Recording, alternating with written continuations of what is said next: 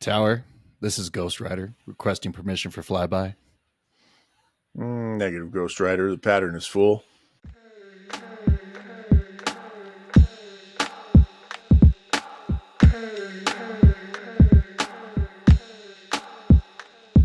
I go ham on a bullet beat combined to Il Brio. Call the homies up and make tracks with my people. Cause when we join forces, we know that he is with us.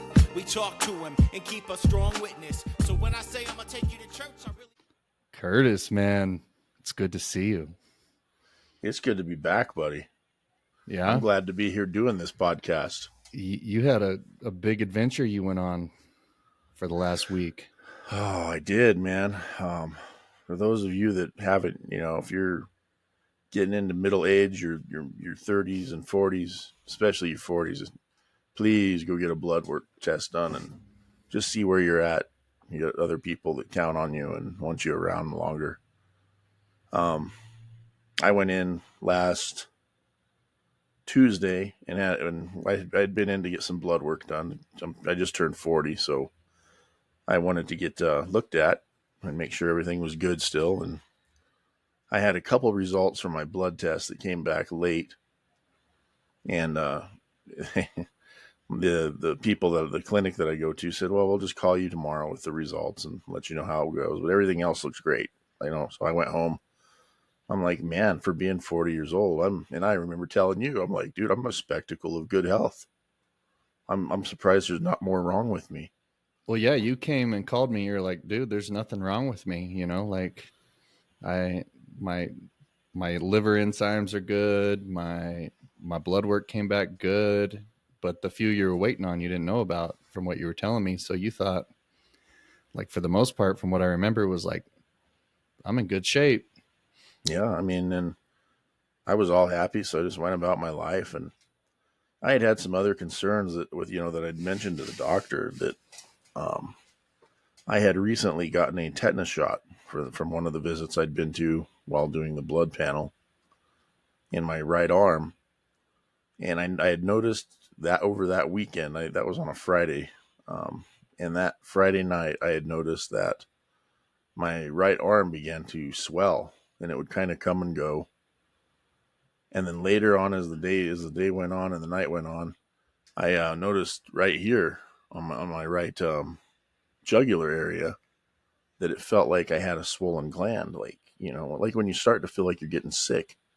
Except for this one would hurt excruciatingly bad when I'd cough.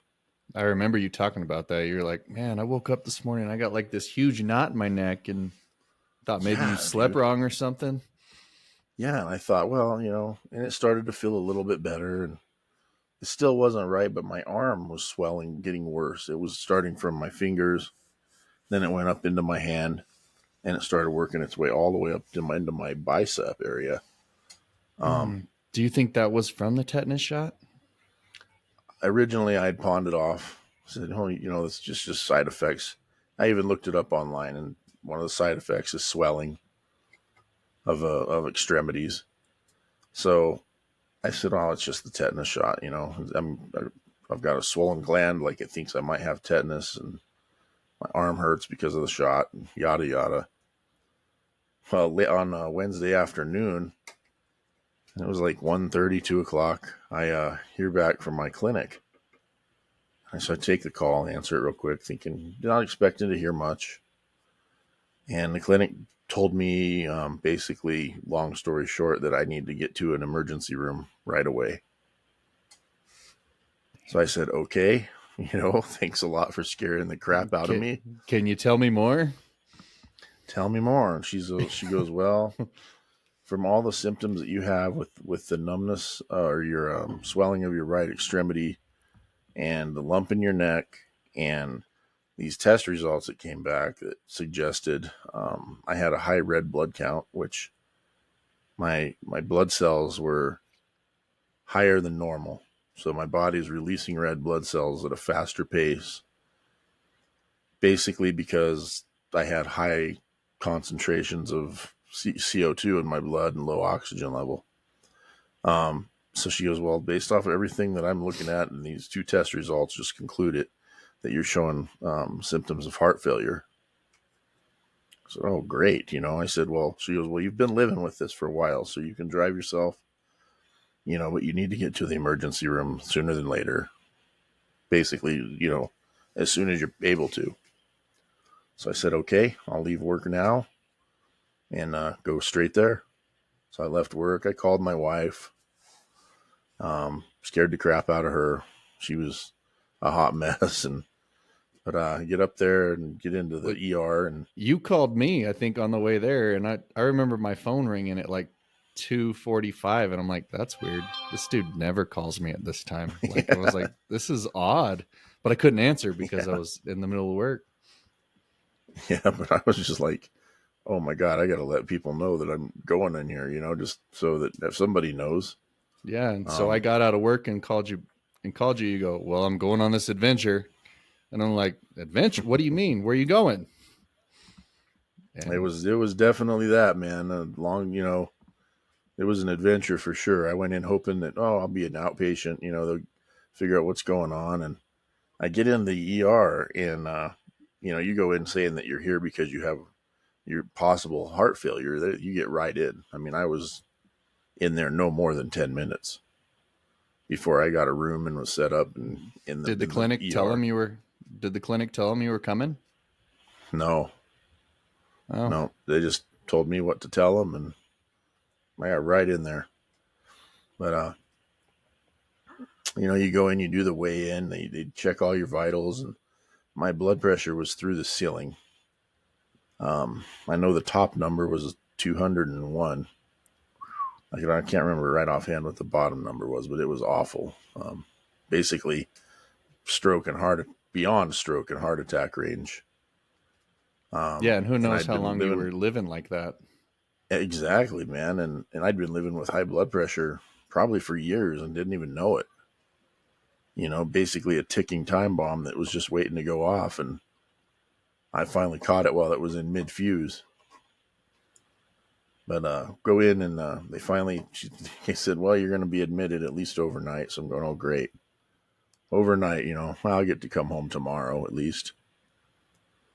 And no, long story short, man, I was in there for 8 days. Yeah, and I came to see you on one of those days.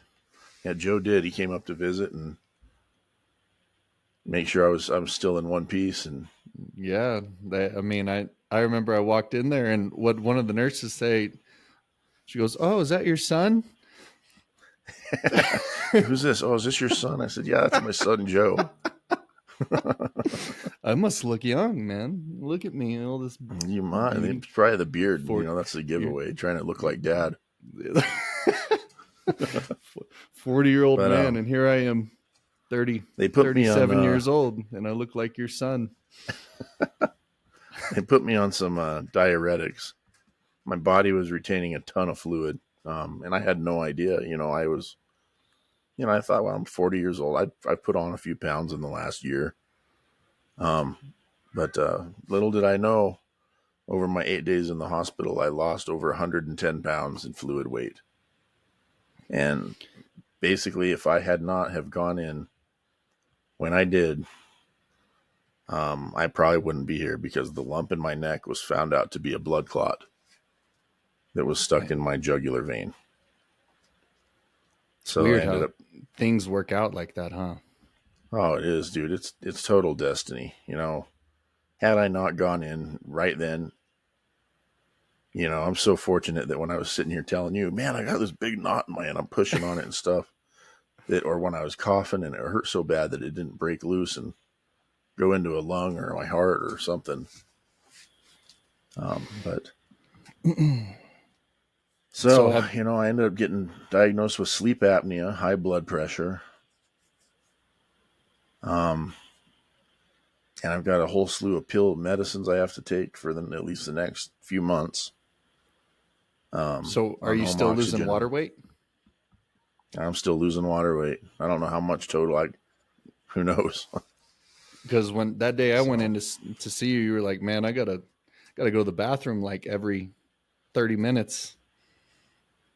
Yeah. Oh, dude, I've never seen so much piss in my entire life. Well, if we want to label it like that, I was I'm not. I I mean, if I felt like that's all I did all day. Yeah, well, I think when I was in there, you went like 3 or 4 times, and I was like, "Oh my god, you didn't." Yeah, dude. They give you one of those pills, and it's like within 20 minutes you're going every 15, 20 minutes. Man, I mean, I could look at you and tell you had some water weight on you because I know I could see it like in your legs when I would see you. Yeah. Well, you just But see them now, man. My legs are skinny. I feel like a guy riding a chicken. well, well, that's what I was telling you. Like, I mean, you were carrying 100. You said 120 pounds you've lost just in water weight. You think? Yeah, I think I it's mean, probably around there. you've been doing full body workouts for God knows how long now, right? So your legs should just be nothing but swole, just with as much as you've been walking around carrying 100 pounds It's of weight. it is so crazy, man. The shorts I wore into the hospital when I showed up were good and snug when I got there, and now they're loose. I can't keep them up. You It's need the a craziest thing. I mean, everything from my shoes to my shorts to the seat in my truck, everything fits me better. yeah, It's the damnedest thing. and you probably feel So better in return for it I too. feel amazing. You know, And like you I like you said, you're on video right now wearing oxygen with no shame, which is cool. I can yeah, appreciate and somebody it's that not a can. permanent thing. Thank goodness. Yeah, It could have been, but I just can't stress it enough. I mean, the saddest thing for me was to hear how worried my daughter was about my dumb ass. I'm so dumb for not going sooner. yeah, And I'm like, this would be tenfold worse if something were to happen to me. yeah. Well, and But I mean, we were always talking about me because we've been worried about me because right, you've I had did your the own. same I did the same thing, right? Like I had my gallbladder removed like in the emergency room like one day, right? Like, and when I showed up there, my blood pressure was through the roof. And they were like, "You're not going anywhere tonight." But mine was through the roof because of all the pain I was in. Right. And I had mine removed, and they draw my blood as I was in the hospital. And right before I left, they drew my blood, and they go, "Yeah, your liver enzymes are high. Not worried about it. They should go down in time. It's just because there's a lot of stress been put on the liver." And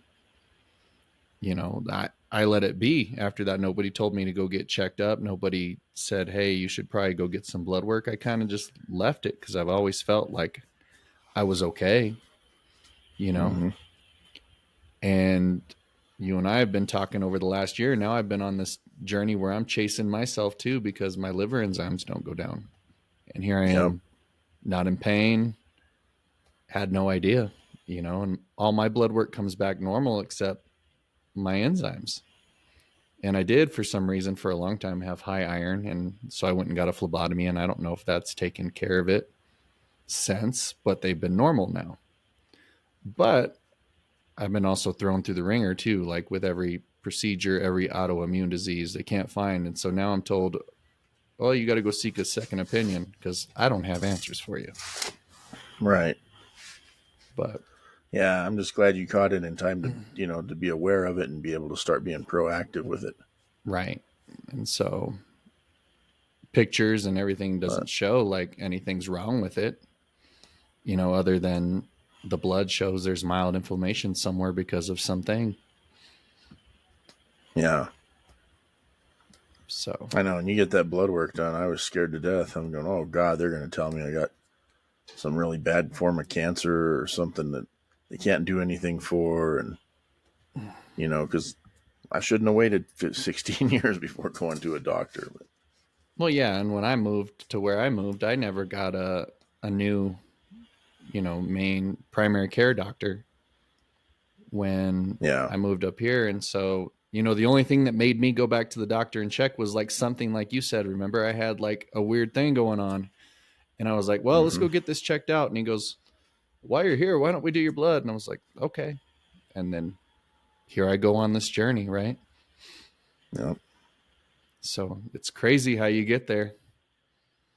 It really is, man. And, Because it's like even before I went in, my parents were saying, you really should go get checked out. I had no idea that I was walking around looking like hell all the time. I yeah, didn't have any idea that I had a condition and was that ill. Other than being tired all the time. And I thought, well, I'm tired. Yeah, I'm 40 years old. I work a job and have a kid, and yeah, I'm tired. you But call me at 5:30 a.m. every morning. right, and on the way to work, and But working. a lot of that tiredness is probably related to the sleep apnea. Oh, And 100%.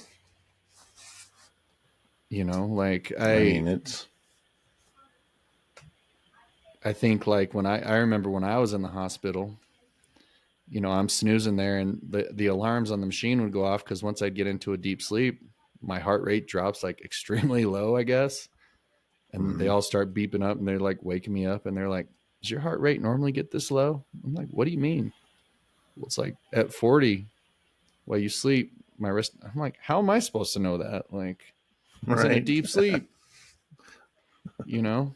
And so I don't know if it's normal. I don't know if nobody ever said I had sleep apnea. I've been checked one time. I did a sleep study and they were like, it's nothing you need a mask for yet. Yeah. Yeah, and mine's pretty severe. I mean, they found here's one night when they were trying to get me to use a CPAP machine in the hospital, and my mask had came off. Or no, it was before that. It was I came off oxygen. I pulled my oxygen mask off in the hospital while I was asleep. And I was laying back and all of a sudden I woke up and there were like 6 people in my room, like all around my bed. And I'm like, the hell's going on here? And they're like, your mask came off and your oxygen level got really, really low. It's like 68%. You were pissed, dude. And it was like midnight or 2 o'clock a.m. And I think I was out doing my Ubers and you called me and you go, you won't fucking believe this. I'm so fucking pissed off right now. Do you remember that? Yeah.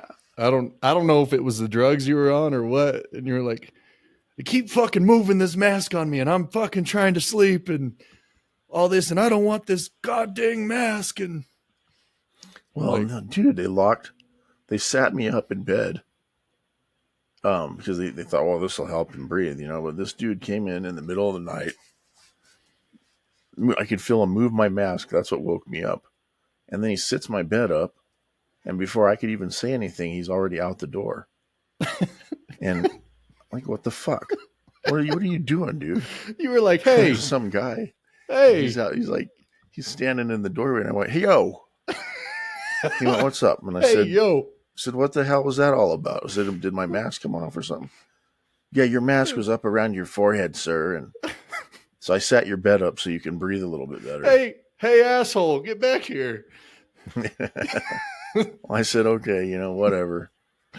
Well, then this is right before I called you. I'm laying there and I'm trying to sleep, and sleeping in a hospital is terrible. Let alone when you have to wear all that stuff and you got cords hanging out of your arm and all this. I got tired of it and tried to lean my bed back again. This dude locked me out of the controls for my bed. There's a lock He didn't light want to on, come back for you beeping and stuff, huh? and that's what fired me up. But me being the man that I am in the field that I am, I know how to figure out ways around that kind of thing. So I get on old YouTube and look up Hillrom hospital beds and figured out how to lock and unlock the controls on them. And I'd reach over on the other side and feel where all the buttons were and unlocked them, laid it down, and went back to sleep. You're like, I'm gonna show this guy. I'm gonna show him for waking me up. But man, And I remember telling you, I was like, all right, motherfucker. you were mad, man. You were so mad. And you called me. I mean, I was so sleep deprived. I think it was like 2 a.m. And I was like, this is weird. I mean, we usually talk when I'm driving on the weekends, but this guy's in the hospital. Like, he ain't drinking. He ain't sitting in the no food allowed pool in the pool area having a beer. I was like, all right, let's answer this and see who's picking sunflowers now. Yeah, it was but end of the story is, man, if you haven't, just go get your stuff checked out before it gets serious. If I would have done this years ago, it would not even have been anything like it is now. Yep.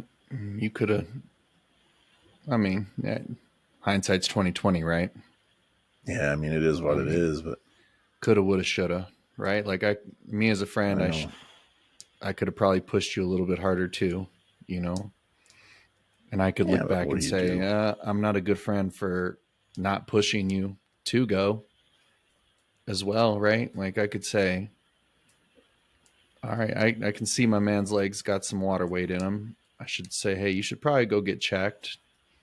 You know, like it's one of those things, right? Like, or does he think like I'm an asshole for saying it? But if you see and I think something, that's say where it, right? Everybody didn't feel like it was their place to say anything. Yeah.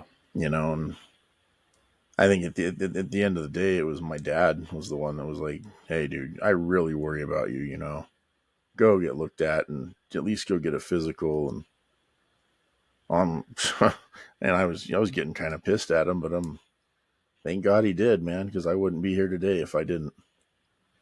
Yep. Stubborn ass, man. You stubborn ass.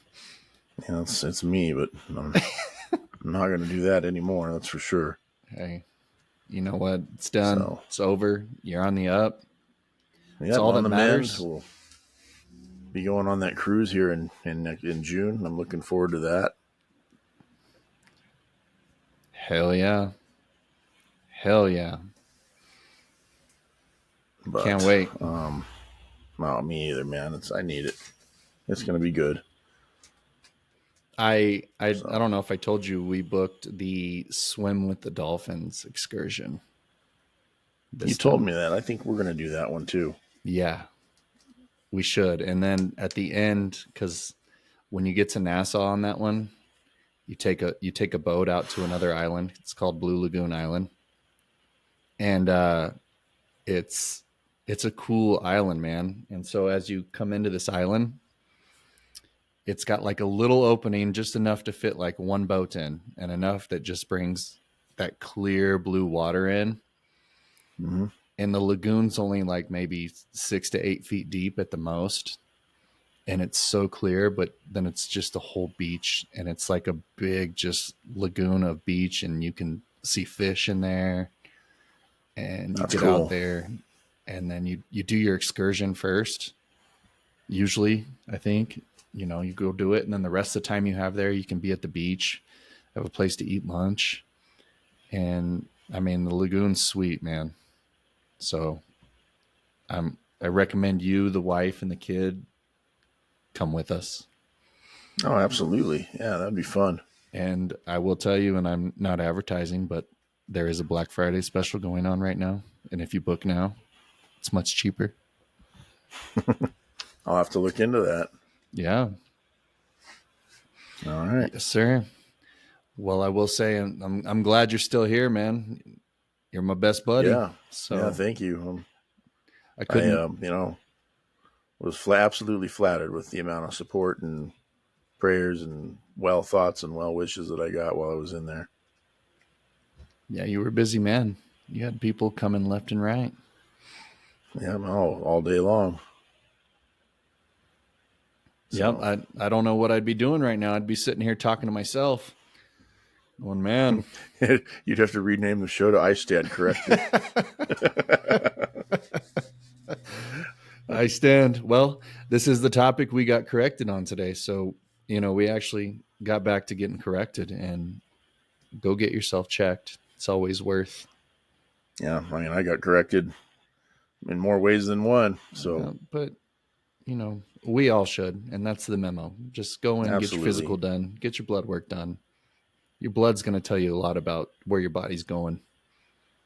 Yeah, put your faith in modern medicine and just know that they're going to take care of you and get in there before you have something serious happen. That's right, man. So now I'm glad you can go on this cruise because, I feel the need. The Need The for Speed. Need for Speed. That's right, dude. So, well, buddy, till next week. All And, right. you know, next week, I think we're going to have a special guest next week. I know. It sounds like a good one, too. Yeah. Always look forward to those. Local guest. Believe he's called Archery in Motion from Colorado. Wonderful. Yeah, So, I'll make sure we have some good questions for him, and make sure you tune in. Yeah, for sure. All right, buddy. You take care. I'll see you soon. All right, dude. You too. Talk to you next week. All right. Good night. Bye.